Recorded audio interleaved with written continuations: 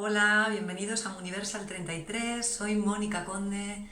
Vamos con el siguiente vídeo de la serie de los 7 principios herméticos del Kybalión. Así que vámonos con la lectura del sexto principio, que hoy es el de causalidad.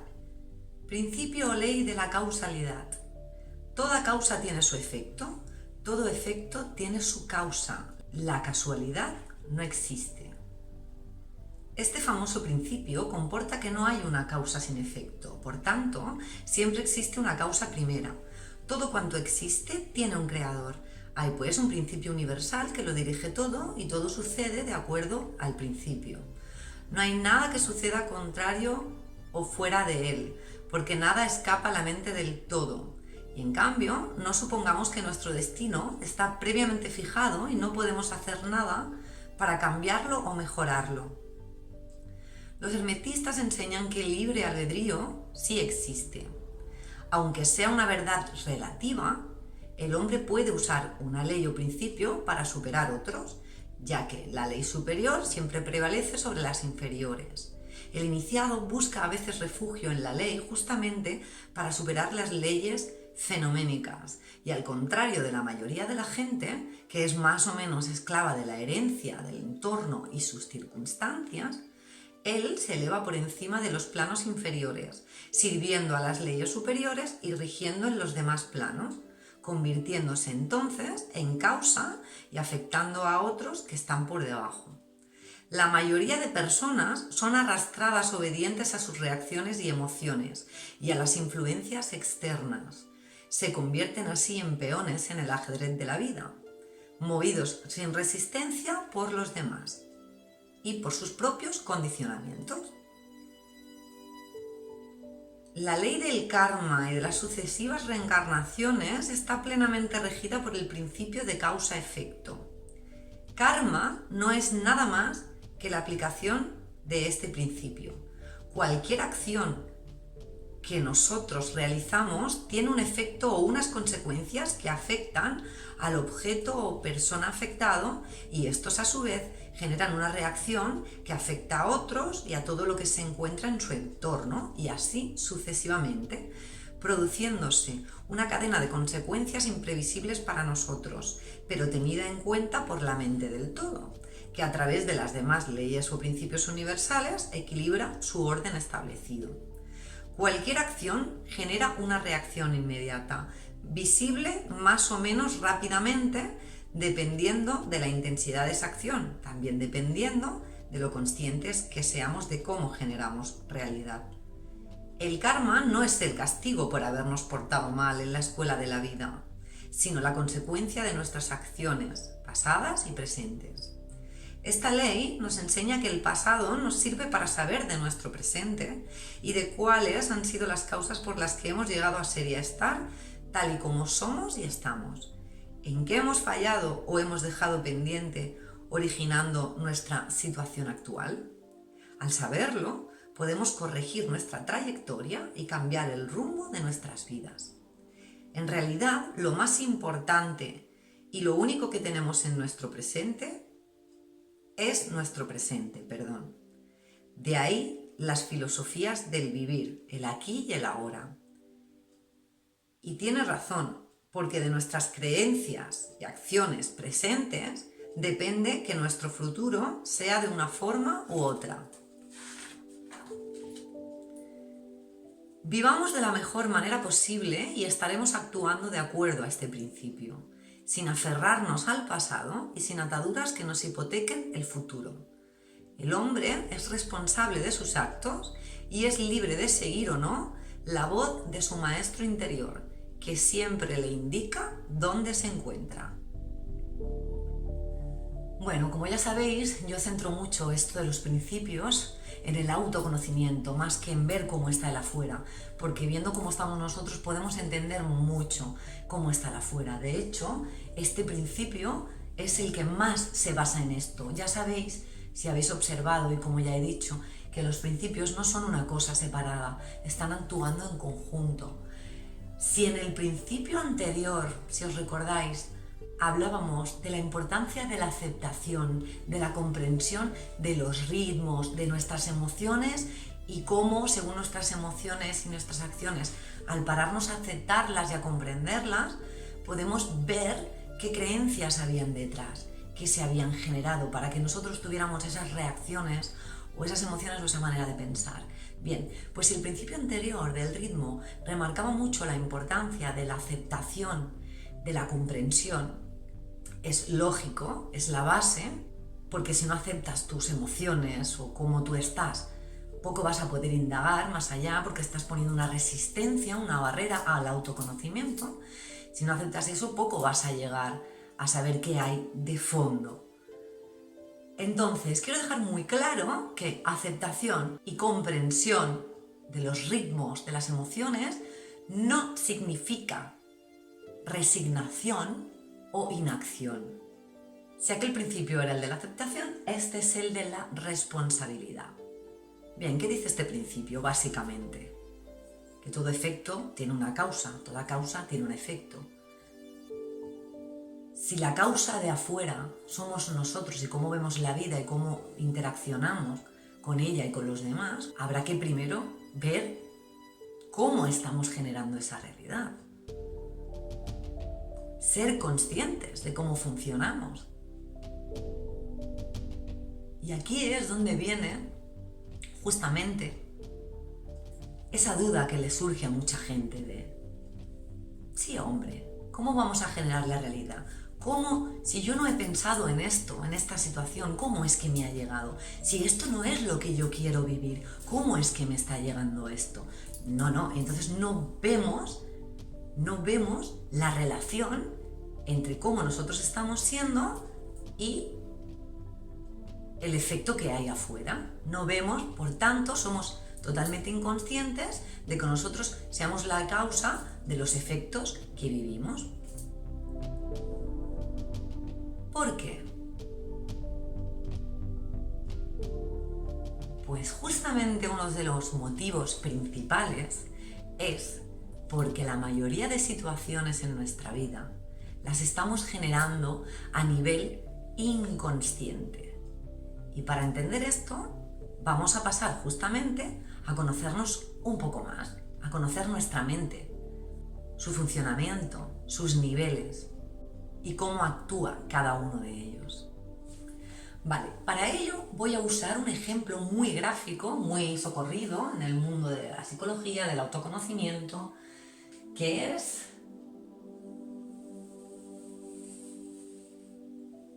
un iceberg o iceberg. Imaginamos que estas son las olas del mar y esto nos va a servir para comprender los niveles de nuestra mente y cómo generamos esa realidad y muchas veces no encontramos la relación. ¿Por qué? Bien, en el primer nivel está la mente que todos conocemos muy fácilmente y somos conscientes de ella, valga la redundancia, porque es la mente consciente. En el siguiente nivel está la mente subconsciente. Y en el siguiente nivel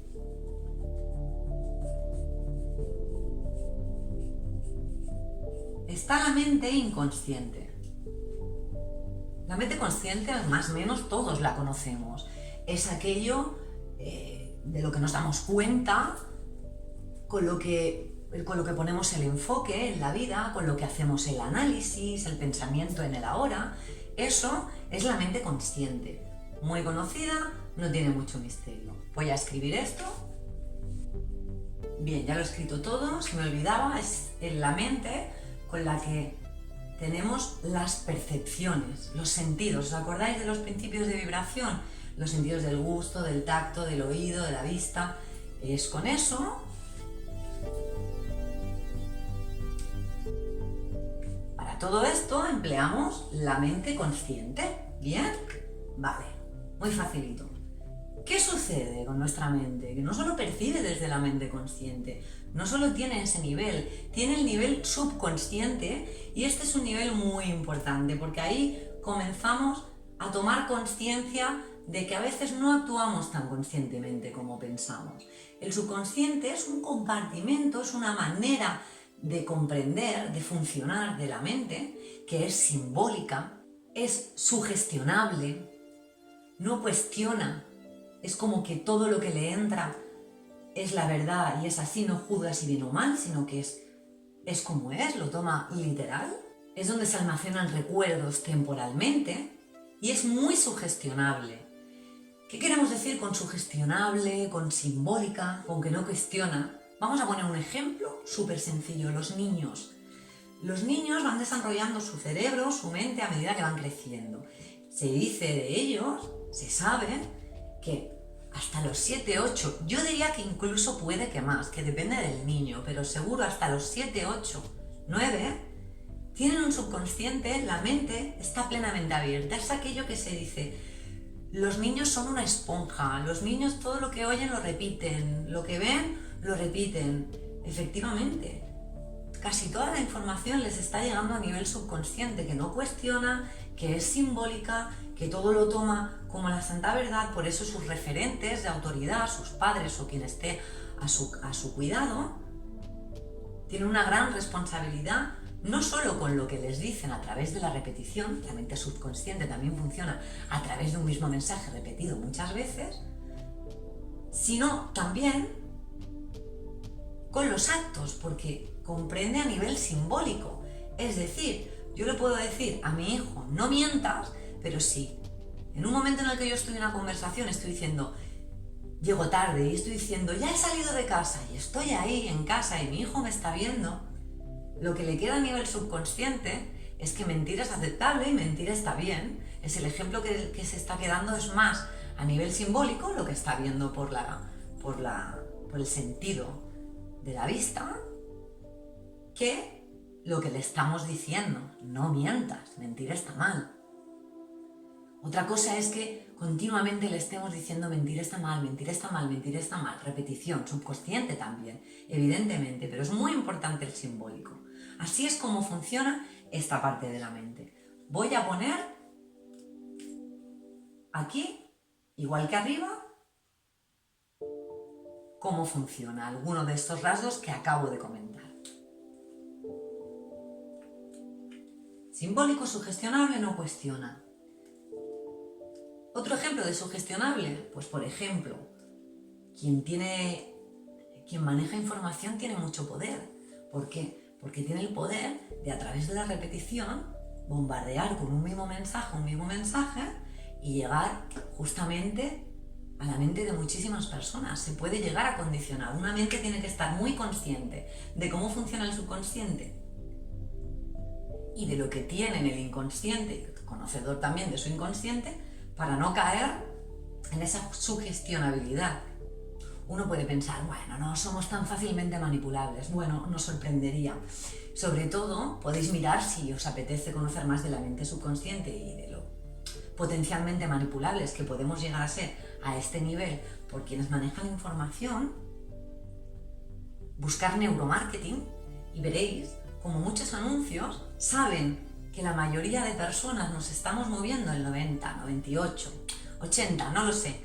Hay una cifra que dicen que es el 98, yo creo que esto puede ir variando según la persona, pero justamente estos publicistas, el mundo del neuromarketing, sabe muy bien que la mayoría de personas actuamos en un gran porcentaje desde la mente inconsciente, donde están muchas emociones, muchos traumas, impulsos, deseos inconscientes, y el neuromarketing a lo que apunta es a eso. Nos conocen muchísimo mejor que la mayoría de los humanos nos conocemos a nosotros mismos. De ahí la importancia también del conocerse, para no ser tan fácilmente manipulable. ¿Qué hace el neuromarketing? Pues en los anuncios aplica técnicas de conocimiento de la mente humana a través de las emociones inconscientes, a través de los mensajes repetitivos, simbólicos, directos al subconsciente, para lograr que los consumidores compren su producto. Hemos hablado del neuromarketing, pero os podéis imaginar si alguien nos conociera mejor que nosotros mismos, algún grupo, algún líder, alguna persona con un mínimo de poder en el sistema, que nos conozca mejor que nosotros, cómo puede usar esta parte de la mente para mandar un mensaje que cale en la sociedad y construir así una sociedad que convenga a unos pocos. No sé, podría ser, ¿no? Como mínimo da para pensar. Bueno,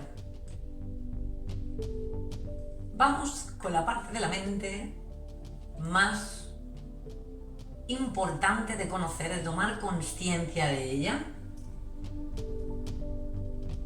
Porque si se dice que esto es un 2-3% de nuestros niveles mentales, de nuestra manera de actuar, ya digo, yo no me atrevo a dar cifras, digo las que más o menos se dan, pero me imagino que cada ser humano llevará su proceso de autoconocimiento. Entonces, pongamos que es un 2, un 3, que el subconsciente va unido al inconsciente, entre el consciente y su inconsciente es un puente.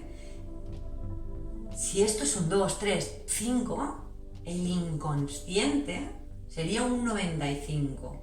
¿Qué hay en el inconsciente? ¿Cómo funciona? ¿Cómo es que tenemos pensamientos, enfoque, decisiones que están condicionados, el condicionamiento, a nivel inconsciente? Pues vamos a descubrirlo. Como ya he dicho, en el inconsciente están miedos, impulsos, deseos, creencias arraigadas muy importantes y traumas.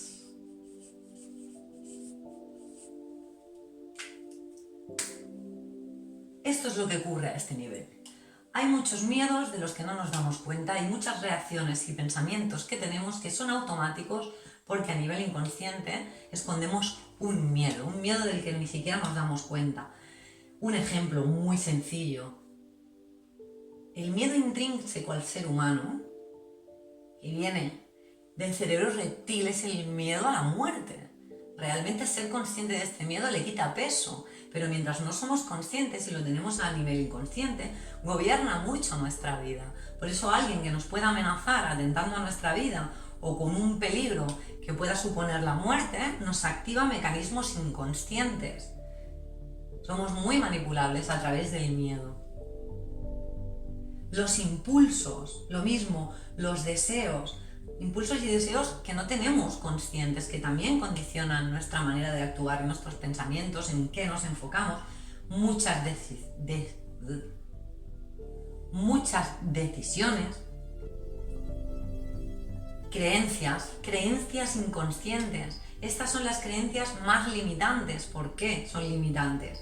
Porque a lo mejor son creencias de no merecimiento, de no valía, de no poder, de no ser capaz, pero al ser inconscientes nos están condicionando y ni siquiera podemos hacer nada mientras no somos conscientes de ellas. Nos van gobernando. Y a nivel consciente puedes decir, no, yo qué sé, por ejemplo, no emprendo porque la cosa está fatal, porque no me van a dar un préstamo, porque no es momento para ello, porque me voy a esperar al momento idóneo. Y no digo que no lo sea, pero muchas veces son pensamientos conscientes que vienen de un miedo inconsciente, porque a lo mejor en algún momento de nuestra vida creímos que no íbamos a ser capaces, creíamos que no íbamos a poder, o se nos repitió, sugestionando el subconsciente, de que ser empresario es malo porque son unos ladrones. Tú mismo has visto como muchos empresarios han sido corruptos o deshonestos, y como no quieres ser así, ya crees que no puedes o que no es bueno a nivel inconsciente. Bien, sí, no me voy a retirar mucho porque creo que esto está muy claro. Pero muchas de esas creencias, deseos, impulsos, miedos, sobre todo miedos y creencias, vienen de traumas que se han generado en la infancia. Muy temprano, ¿os acordáis que hemos dicho que el subconsciente está abierto plenamente, sin cuestionar, hasta los 7, 8, 9 años? Pues ahí, si se da un trauma o una situación que a lo mejor no es traumática, no hace falta que sea un abuso, no hace falta que sea una agresión física continuada, no hace falta que sean cosas muy dramáticas. Puede ser simplemente algo que nosotros percibimos de una manera errónea, de una manera que nos hace daño, que luego nos va a condicionar. Para hablar de ello voy a poner un ejemplo, ¿vale? Vamos a hablar de esos traumas en la infancia. Liz Bourbeau escribió un libro que se llama Las 5 heridas emocionales de la infancia y las voy a enumerar. Una es la herida del abandono, otra es la del rechazo, otra es la de la injusticia, otra es la de la humillación y otra es la de la traición. 5 heridas que todos, más o menos, una u otra, incluso hay gente que varias, y personas que todos tenemos a nivel inconsciente y nos están condicionando. ¿Cómo nos condicionan? Han surgido a una edad temprana a través de una experiencia menos traumática, depende cómo la haya vivido la persona. Nos hacen tomar en ese momento una actitud mental, sobre todo de creencias, se generan unas creencias, nos hace tomar una actitud mental en la que en ese momento no es dañino, en ese momento nos hemos creado un caparazón, una capa para protegernos de aquello que pensamos que nos está haciendo daño. Adoptamos mecanismos de defensa en cuanto a esa cosa, en cuanto a esa manera de percibir aquel trauma, aquella situación. Y entonces se va generando parte de nuestra personalidad. Se genera una máscara reactiva en la que con el paso de los años, si seguimos condicionados por esa herida, vamos a actuar desde esa máscara, que no es el ser, no es realmente como nosotros queremos actuar, no es realmente como nosotros nos gustaría ser, no es realmente algo que nos esté haciendo estar a gusto con nosotros y con la vida. Es algo que nos condiciona, es una reactividad, es un mecanismo inconsciente automático. Voy a poner ejemplos. Con la herida del abandono, las personas que están con esta herida, su máscara suele ser la máscara del dependiente emocional. Son personas que no les gusta estar solas y que siempre están buscando la aprobación de los demás, el apoyo de los demás, aunque sea parejas, amistades. Sí, creo que se comprende. Con la del rechazo se crea una máscara que es de una persona que tiene un sentido de no pertenecer y a la que se va a sentir rechazado, huye. Antes de que me rechacen, yo huyo. Con la de la injusticia, por ejemplo, frialdad, rigidez, frialdad emocional, no muestro mis sentimientos. Muy autoexigentes. La de la humillación, por ejemplo. No se cuida, no se acepta, antepone necesidades de los demás a las suyas propias. La herida de traición, el que tiene esta herida, su máscara es la del controlador, una hipervigilancia constante, para que no le mientan, para que no le traicionen. Al final lo que está buscando es proteger su vulnerabilidad. Voy a usar esta herida para explicar mejor cómo generamos la realidad, cómo no somos conscientes de que la estamos generando, porque estos traumas y estas heridas, hasta que no tomamos conciencia de ellos, nos están condicionando y con lo cual estamos generando una realidad que al ser inconsciente este trauma y esta herida y esta máscara que nos ha surgido, no encontramos la relación entre lo que pasa afuera y cómo yo lo estoy generando, lo estoy atrayendo. Acordaros, principio de vibración. Vale, pues ¿qué pasa con el que actúa desde, por ejemplo, la herida de traición? Es una herida que se gesta sobre los 2, 4, 5 años, aunque puede ser después. Y normalmente se gesta con el progenitor del sexo opuesto. Pues, por ejemplo, si soy una niña, con mi padre. No tiene que ser que mi padre me haya hecho algo muy gordo, simplemente que yo interprete que aquello que ha hecho no era lo que yo esperaba, no estaba en mis expectativas de cómo yo quiero que mi padre sea conmigo. Vamos a poner un ejemplo light. Imaginemos que yo de pequeña he tenido que pasar tiempo en el hospital y yo quería que mi padre estuviera conmigo, pero por X motivo mi padre no podía estar porque estuviera en aislamiento, porque mi padre tuviera que trabajar. Entonces a mí se me genera una herida. Esa persona me está diciendo que me quiere, que quiere estar conmigo, que no se va a separar de mi lado, pero de repente a las noches me deja sola. O de repente me dice A, pero luego hace B. Entonces yo me lo tomo como que me está mintiendo, me está traicionando. No es como yo pensaba que tiene que ser, no es como yo quiero. Claro, a esas edades, nuestra parte del cerebro que desarrolla emociones Ya la tenemos muy desarrollada, pero el córtex prefrontal, que es el que entiende la lógica, el que dice, bueno, parémonos, vamos a ver, analicemos, no está desarrollado. Entonces yo no puedo entender, aunque me lo explicaran, que mi padre tiene que irse a trabajar. Al final es aquello que yo quiero, que es que mi padre esté aquí conmigo. Bien. Si esta persona con el tiempo no comienza a autoconocerse, surgen mecanismos inconscientes. En aquel momento de la infancia, estando yo vulnerable, necesitaba que fueran así y me traicionaron. Se genera desconfianza, hipervigilancia constante. Al final, un rasgo del que tiene la herida de traición es que intenta controlar a los demás. Es aquella típica persona que tú no le has pedido ayuda, pero pues considera que te tiene que ayudar e insiste en que sabe cómo ayudarte, y aunque tú no se le hayas pedido, le digas, oye, vale, no me hace falta tu ayuda, aquella persona insiste, al final está buscando controlarte. No solo controlar a las personas, también le pasa con todo lo que le sucede en su vida. No quiere que le mientan, no soporta la mentira, sin embargo, él también mentirá algunas veces. Situaciones en las que tampoco es que sea una traición, se las toma como tal. Una persona que a veces puede rozar la paranoia. Un rasgo muy significativo en estos tiempos de una persona con esta herida muy inconsciente, muy abierta, lo vemos en personas que están muy metidas en el mundo de la conspiración, pero de una manera muy obsesiva, le han hecho un leitmotiv. Cuidado, con esto no quiero decir que no haya gobiernos corruptos y líderes corruptos, no quiero decir que no exista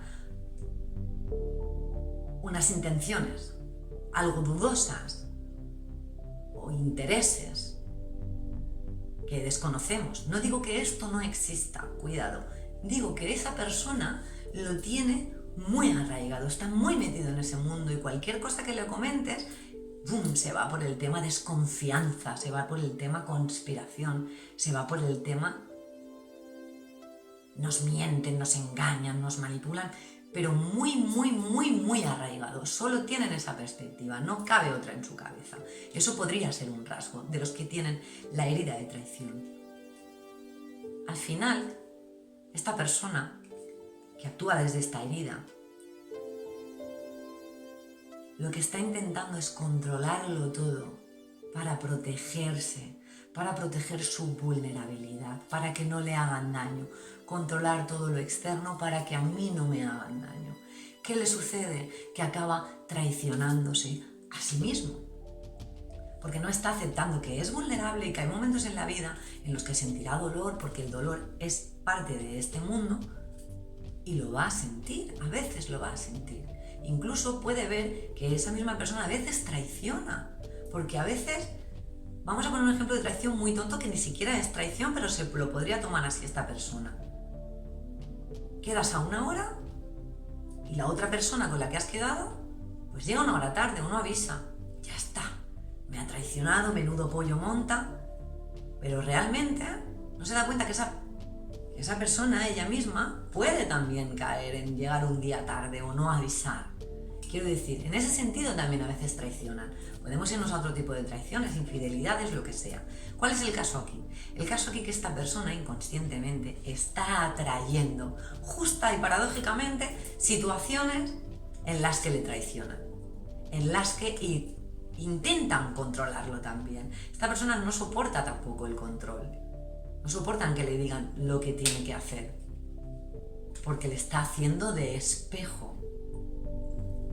Bien, pues así es como funcionan a nivel inconsciente los traumas que hemos vivido.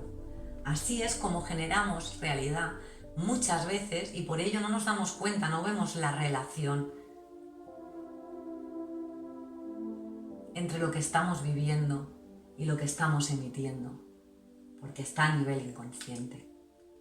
No me quiero extender más porque al final este principio no trata de que ahondemos más en los traumas y las heridas, pero como sí que me parece un tema muy interesante y sobre todo estamos viendo, para saber cuál es la causa y el efecto, estamos viéndonos un poquito a nivel mental por dentro, sí me parece importante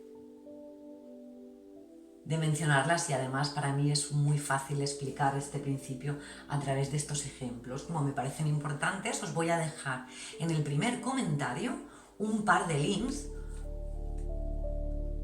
de dos personas que explican muy bien las 5 heridas de la infancia. Una es Omar Rueda, de Barcelona, y la otra persona es mi amiga Vivi Ruiz Terapia. Te mando un besito, en YouTube la vais a encontrar. Bueno, pongo el link, una playlist a su canal, tanto de Omar como de Vivi. Vivi, además de explicar las 5 heridas, tiene en esa misma playlist 5 meditaciones que van muy bien a hacer para sanar o tomar conciencia, sanar a nivel subconsciente estas heridas, estos traumas, porque a nivel consciente vamos a ver lo que tenemos inconsciente observando nuestra propia experiencia. No hay mejor maestro que nuestra experiencia, porque está siendo el efecto de la causa que somos nosotros. Las meditaciones van muy bien para el nivel subconsciente, porque es sugestionable, no cuestiona y es simbólico. Y estas meditaciones Vivi va acompañándonos a una visualización, así que podemos sanar a los 3 niveles mentales. Pues ahí os lo dejo en el primer comentario de este vídeo, ¿vale? Bien, podremos decir... Vale, pero yo no soy culpable, ¿no? Cuidado con la palabra culpable, responsable, ¿vale? Esto se trata de asumir responsabilidad. Ya hemos dicho, anterior principio del ritmo, aceptación y comprensión. Pues este es responsabilidad, no culpabilidad. Entonces, yo no soy responsable o culpable de lo que hay afuera en el mundo. Entonces, ¿qué pasa? ¿Que todo lo que pasa en el mundo yo soy el responsable? Bueno, igual que hay un inconsciente individual, hay un inconsciente colectivo. Y ese es el que hace cómo estamos creando nuestra realidad como sociedad, como humanidad. Diremos, pues tal y como está el mundo, ¿cómo estamos nosotros? Bueno, pues siendo inconscientes de lo que tenemos y de cómo funcionamos, es muy lógico que el mundo esté representando esa realidad. Pero voy un puntito más allá y acabo con este vídeo. ¿Qué vemos afuera? Separación, odio por el que es diferente, separación entre hombre y mujer, entre blancos, negros, entre izquierdas, derechas. ¿Os acordáis del vídeo de polaridad? Dualidad. Caer mucho en la polarización, en la separación. Aquí hago otra recomendación que también voy a dejar en el primer comentario, y es una conferencia maravillosa con PowerPoints de Sergi Torres, en la que podemos ver claramente cómo a nivel inconsciente, consciente, subconsciente, colectivo, hemos llegado hasta este punto en la humanidad. Y lo explica con ejemplos que yo ya he utilizado en otros vídeos y que están muy divertidos y son sorprendentes. Se llama ¿Qué nos está pasando? Por Sergi Torres. Os lo dejo también en el primer comentario. Pero a donde quiero llegar para finalizar este vídeo, teniendo en cuenta lo que acabo de decir de la separación y lo que vemos afuera, cómo somos la causa del efecto que estamos viviendo a nivel social, humanidad, mundial, separación. ¿Y si somos la causa? ¿Cómo está esa separación en nosotros para estar viéndola afuera? Pues justamente divididos entre nosotros con nosotros mismos a nivel energético, mental, nuestro masculino, nuestro femenino, como energías, como cualidades que nada tienen que ver con el sexo, sino con rasgos, actitudes, características interiores del ser humano.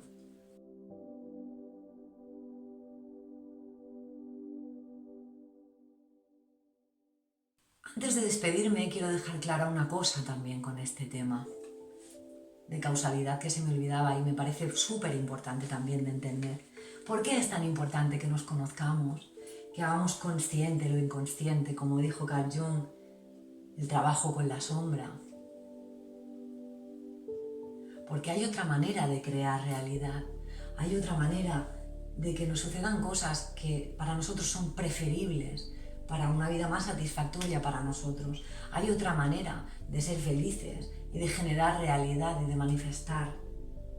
Y pasa por ser consciente de lo inconsciente, pasa por el autoconocimiento. Al hacer ese trabajo interno nos vamos acercando a la confianza, al soltar el control, al dejar que la vida nos sorprenda, confiar en ella, confiar más en los demás. Conectar con esa parte de nosotros que ya hablamos, más energética, alma, maestro interior, como ha dicho la lectura del principio, y comenzar a generar una realidad para el mayor bien de uno y del resto. Eso es posible y al final esa es la intención.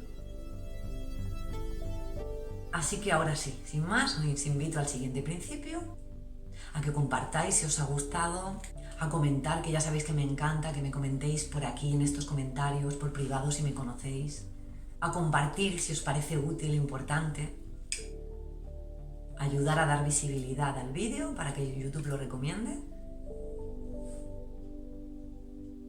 Y nada más.